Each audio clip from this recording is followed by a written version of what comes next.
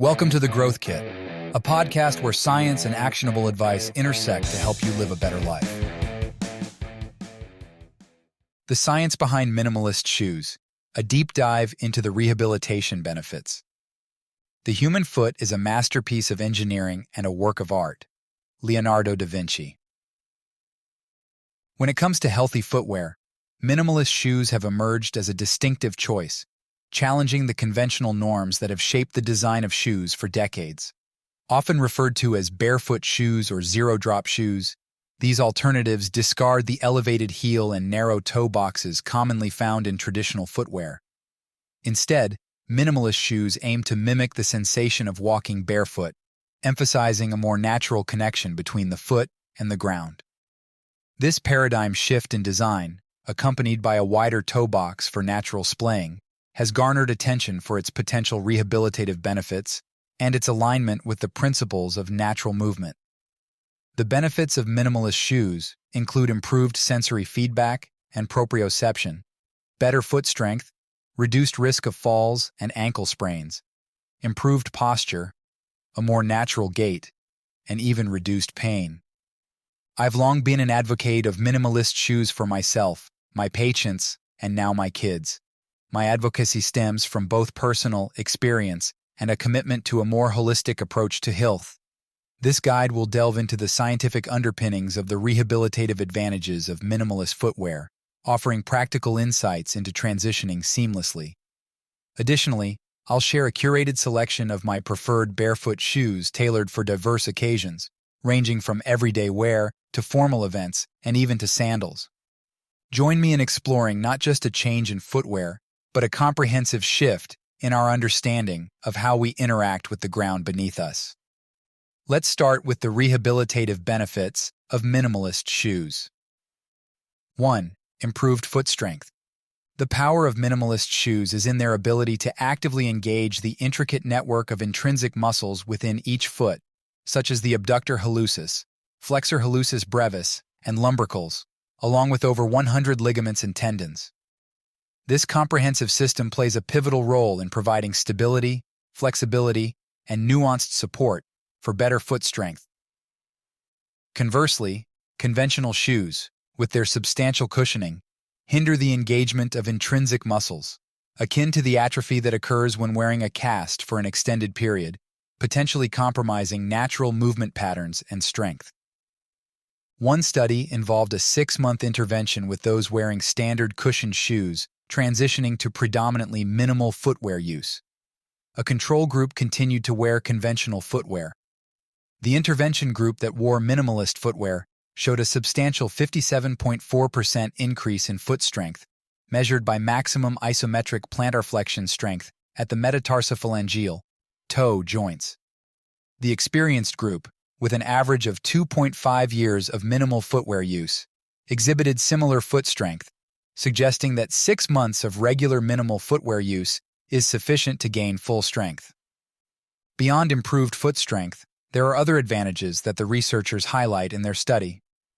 Important health benefits can potentially be gained by increasing foot strength, which is likely to reduce the chance of developing foot deformities associated with weak intrinsic foot muscles, such as hallux valgus, claw toe, and hammer toe. 2. Enhanced sensory proprioception. Minimalist footwear is crucial for enhancing proprioception by stimulating specialized sensors within the feet, such as mechanoreceptors, e.g., Meissner's corpuscles, and proprioceptors. These sensory receptors detect mechanical stimuli, like pressure and joint position, which allows us to use this sensory feedback loop to make incredibly quick and often involuntary decisions to stay upright and move better. In the context of balance, which relies on 3 main sensory inputs, vision, the vestibular system, and proprioception, minimalist footwear fosters a heightened physical connection with the environment. This improved sensory feedback mechanism enables us to effortlessly maintain equilibrium, adapt to various terrains, and preemptively avoid potential hazards.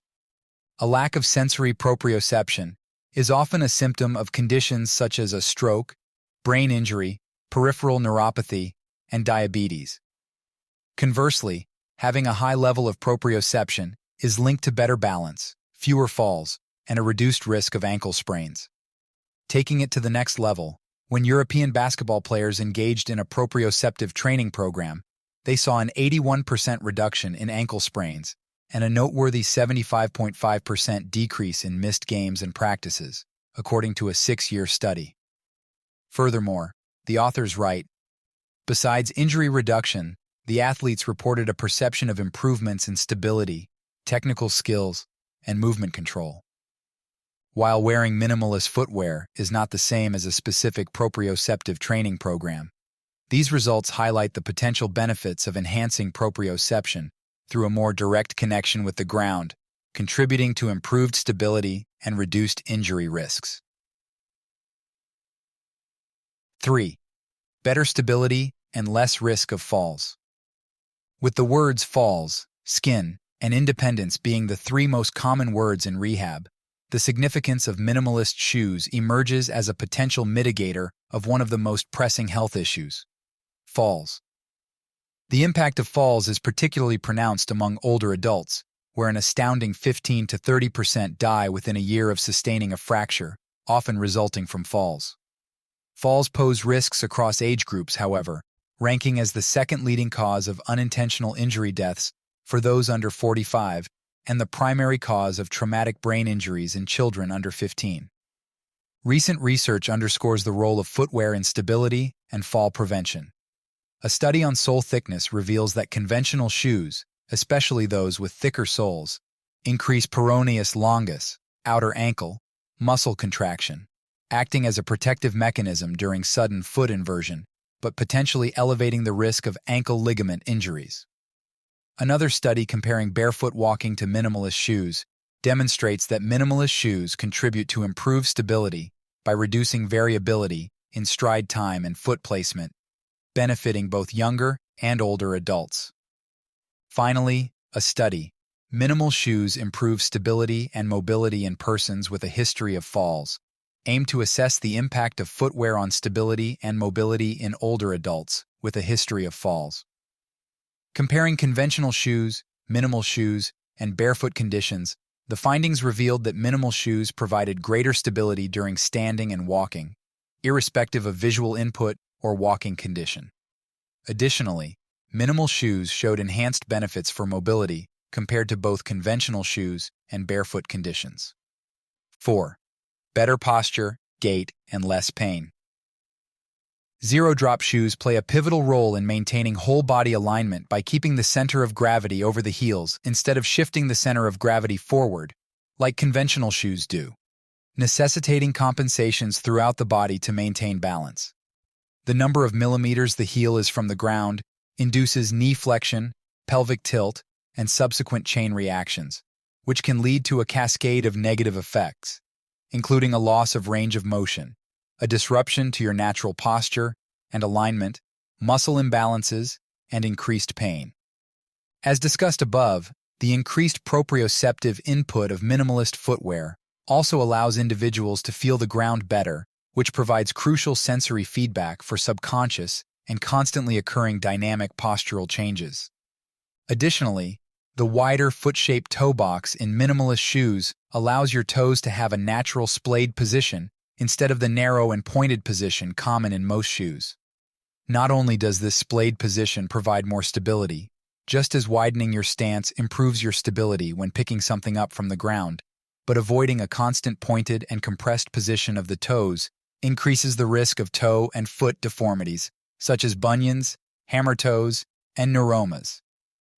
Minimalist shoes encourage shorter, quicker strides with the midfoot or toes touching the ground first, spreading impact forces more evenly and allowing a natural gait compared to the typical heel-first impact of regular shoes. While minimalist shoes aren't a panacea for your posture, gait, and reducing pain, they may help by improving the body's natural alignment, reducing the need for compensatory movements and potential cascading effects. This approach enhances proprioception, enabling dynamic postural adjustments, and the wider toe box contributes to stability, decreasing the risk of toe and foot deformities. So we've established that minimalist shoes have many benefits. Now let's discuss some considerations for transitioning to minimalist shoes. Should everyone wear minimalist shoes? While there are a lot of upsides to going minimalist, it's not for everyone. Several factors need consideration before making the switch, including ankle range of motion, foot strength, overall foot health, and one's medical history, particularly in cases of conditions like diabetes, peripheral neuropathy, or a high risk of falls. For individuals with existing foot issues or a history of injuries, seeking guidance from a knowledgeable physical therapist, podiatrist, or other healthcare professional is highly advisable. Is a zero-drop shoe best? The drop is the height difference between the heel and the forefoot. Minimal is considered 0 to 4 millimeters. Moderate drop is around 6 to 8 millimeters. Anything above that is maximalist, while shoes with a drop over an inch are considered a high heel. Best is relative and will depend on a variety of factors. If you've been wearing shoes with a high drop your whole life, you may not have the range to effectively wear zero drops, and opting for a more moderate shoe might be more suitable. When it comes to performance, such as running, some drop seems to be effective as the world's fastest marathoners tend to have some drop in their shoes. If you're transitioning from conventional shoes to minimalist, I'd recommend a step-down shoe with some drop in it. A good rule of thumb is to choose a shoe that when your heel hits the ground, it should feel natural. How to transition to minimalist shoes. Upon the publication of Born to Run in 2009, the influential book that propelled minimalist footwear to the forefront, it sparked widespread enthusiasm and a surge in minimalist shoe adoption. Soon thereafter, this trend was accompanied by a notable uptick in injuries, causing some to transition from fervent believers to skeptics. The primary concern was going from 0 to 100. Here are some ways to facilitate a smoother and safer transition to minimalist footwear. Go slow. Begin by spending more time barefoot at home, allowing your feet to adjust and strengthen naturally. Once you buy a pair of minimalist shoes, gradually increase your wearing tolerance, putting them on for short periods during the day and working up to a full day over weeks to months. Do foot exercises. There are 29 muscles linked to the human foot, and many of them are atrophied due to long periods of wearing cushioned shoes. Do these 3 exercises twice a day, 4 to 5 days a week, to help strengthen your feet. 1. Toe curls with towel or marble. Sit. Place a towel on the floor. Use your toes to grab and curl it toward you. Repeat for 10 to 15 reps. 2. Ankle alphabet. Sit or lie down, draw the alphabet in the air with your big toe, and perform for each foot in controlled movements. 3. Toe raise, splay, curl. Stand barefoot, lift toes off the ground, splay them out, and curl back toward heels. Repeat for 10 to 12 reps. Drop the excess weight. With each step, your feet endure 3 to 6 times your body weight, a force that escalates to 7 to 4 times during running. That means that having even an additional 10 pounds of weight on your frame can be an additional 60 pounds per step when walking. Shed the excess weight to alleviate the pressure on your feet during this transition to minimalist footwear. Consider some drop. While minimalist shoes are generally considered to be 0 millimeters in the heel, using a shoe with some heel height, it could provide similar benefits, particularly if you have been a lifelong conventional shoe wearer. Incorporate foot mobility work. Strengthening is important, but flexibility and mobility are equally as crucial. Here are some ideas to do this. 1. Roll the bottom of your feet on a ball such as a golf ball. I keep one under my standing desk at work for this reason. 2. Use toe spacers at night to get your feet used to a wider toe box. 3. Stretch those calves. If you've worn conventional shoes, or worse, high heels, for most of your life, then your calves are likely tight. Stretch them out with a classic wall stretch, or lowering them off of the edge of a step and holding for 30 seconds at a time. 4. Massage your calves and the muscles surrounding the arches of your feet. Better yet, get a massage. Takeaway. For years, conventional shoes have prioritized comfort and support, often featuring cushioned soles and elevated heels. Minimalist shoes, on the other hand, focus on mimicking the barefoot experience with a thinner sole and a zero-drop design. The research behind minimalist footwear has found that it improves foot strength, proprioception, posture, and gait. Minimalist shoes can also help reduce the risk of certain foot pain conditions.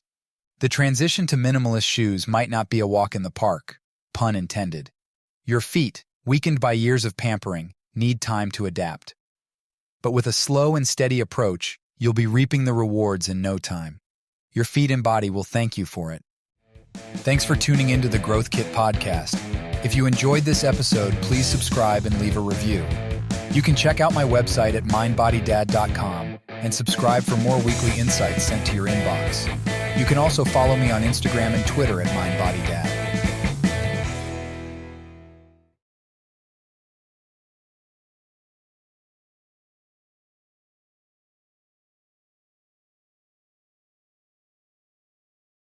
Many of the links I share are affiliate links, which means I earn a small commission if you purchase through them.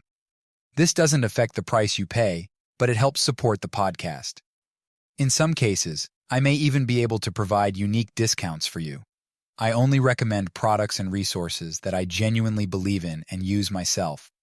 My top priority is to provide practical ways to help you live better, and I wouldn't link to anything that doesn't align with that goal. Thanks for your support.